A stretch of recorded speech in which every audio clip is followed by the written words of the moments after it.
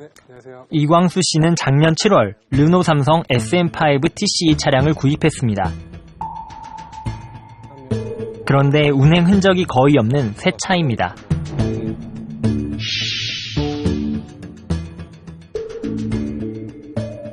겉도 멀쩡한데 이게 안에 보시면 이게 타질 않아서 신차 냄새가. 냄새가 전혀 안 빠진 상태예요. 새로 태어날 아이를 위해 큰맘 먹고 구입한 차. 하지만 9개월이 지난 지금까지 주행거리는 고작 1000km에 불과합니다. 무슨 이유일까? 이광수 씨는 이곳에서 새 차를 인수했습니다.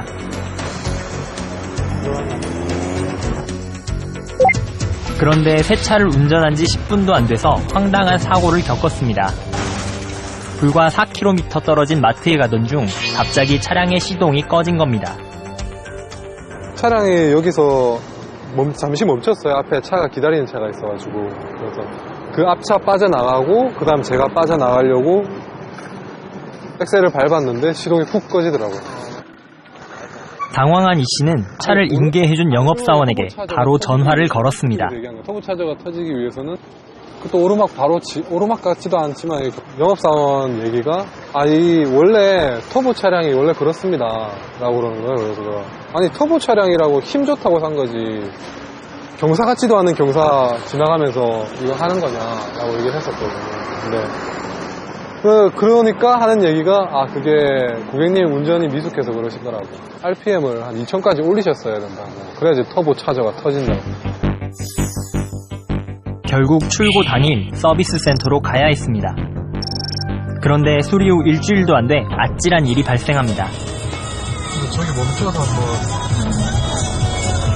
지금 이상해. 차가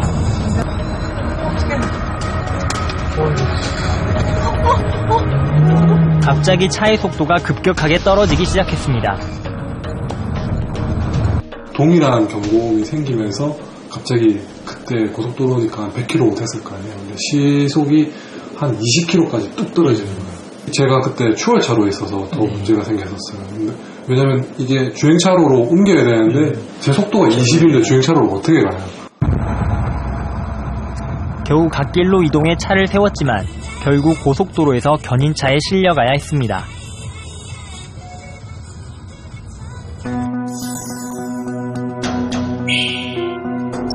일주일 만에 또다시 서비스 센터를 찾아야 했던 이 씨.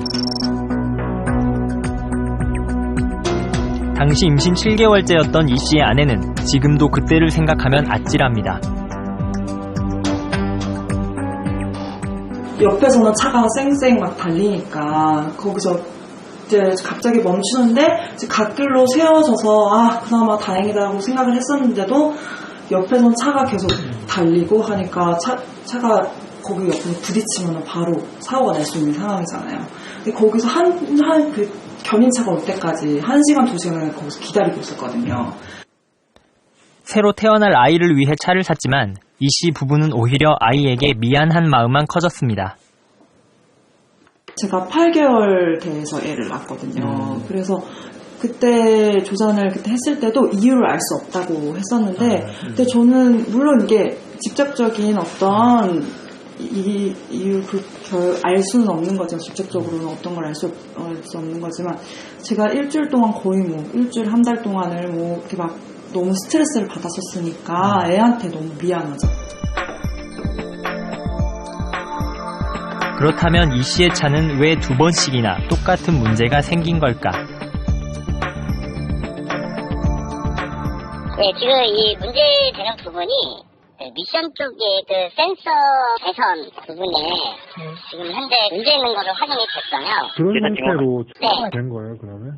그 상태로 출고가 됐다라고 이제 말씀을 물론 하실 수는 있는데요. 그러니까 그 외부적으로 어떤 그게 땡기면서 끊어졌다거나 어떤 외력에 의해서 끊어졌다거나 그런 거는 지금 확인이 안 되고 있거든요. 외력은 아니단 말이에요. 네, 그렇죠. 그러니까 그거 때문에 고속도로에서 멈춘 건가요, 그러면? 예, 맞습니다. 더 이상 차를 안심하고 탈 수 없게 된 이광수 씨는 환불을 요청했습니다. 네, 고객님 그 상황을 저희가 알기 때문에 뭐 전에도 이제 불안하시고 당장 뭐 차를 타고 싶지 않은 마음은 뭐 저도 똑같다고 생각합니다. 네, 그런 부분에 대해서는 저희가 또 충분히 공감을 합니다만 고객님께서 또 어떤 문제로 인해 가지고 문제가 발생이 됐을 때 저희가 이제 이거를 환불을 해줄 수 있는 부분은 또 아닌 부분이 있기 때문에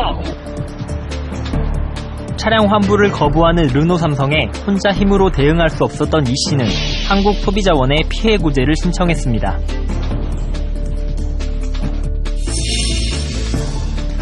소비자 분쟁 해결 기준에 따르면 자동차 구입 후 한 달 이내에 중대한 결함이 2회 이상 발생했을 경우 교환이나 환불을 해주도록 명시되어 있습니다.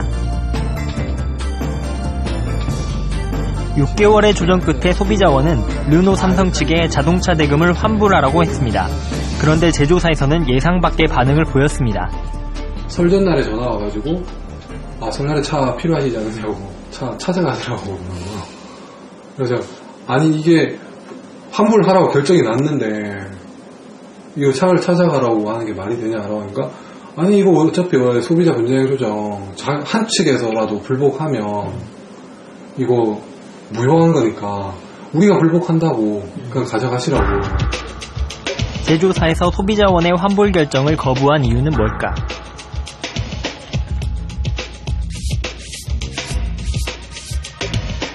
르노 삼성 측은 소비자원의 조정 결과는 법적 효력이 없고 이씨 차량의 시동 꺼짐 원인이 확인되지 않아 차량 환불을 해줄 수 없다는 입장입니다.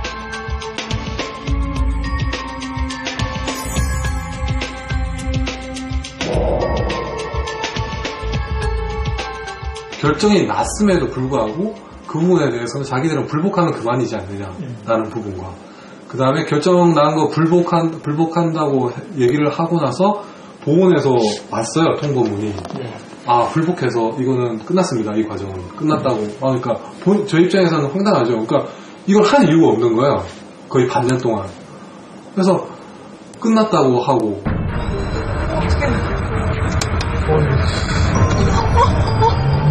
르노 삼성과 소비자원 사이에서 지칠 대로 지친 이광수 씨.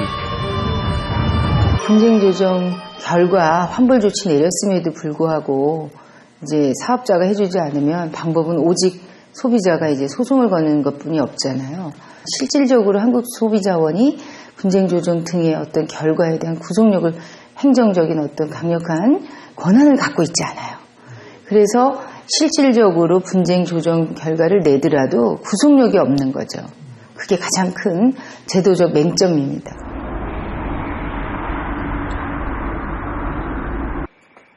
막다른 길에 몰린 소비자에게 남은 길은 제조사와의 소송뿐입니다. 그러나 소송은 더 큰 고난입니다.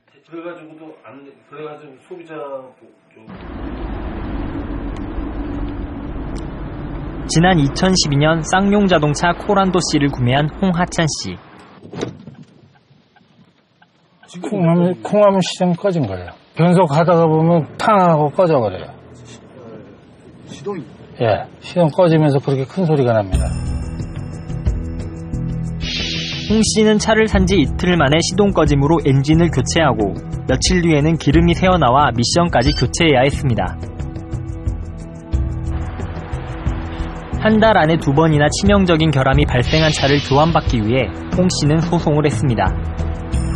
지난 방송 당시 2심 재판을 앞두고 있던 홍 씨. 2015년 12월 1일 날. 이게 작년 12월이네요. 예, 2심 판결이요. 바로 다시 또 상고를 하신 건가요? 그렇죠. 바로 상고를 해야죠. 근데 결론은 거의. 결론은 뭐 기각인데 뭐 저는 어떻게 할 수가 있습니까? 법원에서는 홍 씨가 해당 부품을 무상 수리받았기 때문에 새 차 교환은 안 된다고 판결했습니다. 하지만 당시 자동차로 일을 해야 했기 때문에 자동차 수리를 받을 수밖에 없었던 홍하찬 씨는 재판 결과를 받아들이기 힘듭니다. 분명히 그 쌍용 자동차 대리점 사장도 얘기해서 일단 안 바꿔주니까 왜 일을 안 할 수는 없지 않느냐. 그러다가 차 고장나면 좀 완전히 퍼져버리면 내가 책임이다. 일단 차를 수리를 하고 일단 차량 엔진 교환을 받고 그 다음에 차량 교환이나 환불을 요구합시다. 소송 중에 스트레스가 겹쳐 대장암 진단을 받은 홍하찬 씨. 최근엔 병세가 더 악화됐습니다. 혈관 한번 찾으려고 18번까지 찔러봤어요. 이게 항암 때문에 다 혈관이 굳어버렸어요. 찾지를 못해요. 심지어는 혈관, 이 항암제 타고 다니는 혈관들이 이렇게 나타나잖아요. 그 병원에 가면 이제 코로 해가지고 영양식 넣어주는 거 있잖아요. 이게 그거예요. 아, 영양식. 예. 식사가 힘들 때는 이걸로 드시는 거예요? 물도 못 마시니까요. 어거지라도 이걸 먹어가지고 체중 유지를 시켜줘야 되거든요. 홍하찬 씨가 아픈 몸으로 힘든 소송을 계속했던 이유는 무엇일까? 올바른 사람이 제대로 사는 세상이 돼야지. 올바로 살지 않는 사람이 큰 소리를 칠 수 있는 세상이 된다 그러면, 저도 처음에 남들 말대로 가서 불질러. 저 야구 방망이로 차 부시니까는 차 바꿔주지 않느냐. 근데 그게 올바른 건 아니잖아요. 어떤 절차가 있는데, 근데 그 절차를 따라주면 바보가 되는 거거든요. 살 때는 왕이지만 막상 사고 나면 봉이 되는 자동차 구매자의 현실. 전문가들은 소비자들을 보호할 수 있는 법과 제도가 시급하다고 말합니다. 차량에 문제가 되면은 자사 차량에 문제가 없다는 것을 자동차 메이커가 밝혀야 됩니다. 거꾸로. 근데 우리나라는 자동차의 결함을 자동차 운전자나 소유자가 밝혀야 되는 구조로 돼 있죠. 근데 우리나라에서는 사실 시민단체라 하더라도 전문성이 좀 떨어지고요. 이런 것을 대응해 줄 수 있는 기관이나 전문가도 거의 없다고 볼 수가 있어요. 따라서 문제가 생기게 되면은 하소연할 것이 없다는 것이 문제입니다.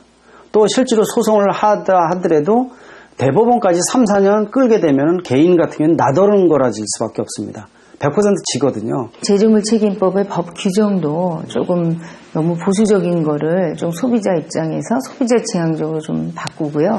실제로 그 운영하는 방법에 있어서 또는 법원에서 해석하는 데 있어서도 소비자 입장에서 소비자 피해 구제가 되는 제조물 결함의 책임을 좀 확실하게 물어주는 그런 방향으로 전환이 돼야 됩니다.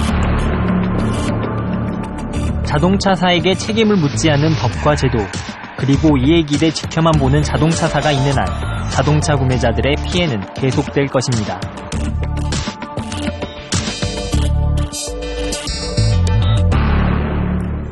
제작진이 만난 자동차 소비자들은 제조사에게 차량의 결함을 입증하기 위해 본업까지 제쳐두고 매달려야만 했습니다. 그럼에도 불구하고 법이 제조사 중심으로 되어 있는 한 피해자들은 자동차 회사를 이길 수 없었습니다. 국토교통부는 올해 안에 진대 결함이 있는 신차에 대한 보상 기준이 강화된 자동차 관리법 개정안을 국회에 제출하기로 했습니다. 그러나 그동안 자동차 소비자를 보호하는 방향으로 법을 개선하려는 노력이 몇 차례 있었지만 번번이 무산됐습니다. 이번만큼은 소비자 중심의 자동차 피해 구제 법안이 꼭 마련돼야 할 것입니다. 오늘 똑똑한 소비자 리포트 유익하게 보셨나요? 문제가 있으면 확실하게 고발하고 소비자에게 유용한 정보는 더욱 똑소리 나게 알려드리겠습니다. 똑똑한 소비자가 세상을 바꿉니다.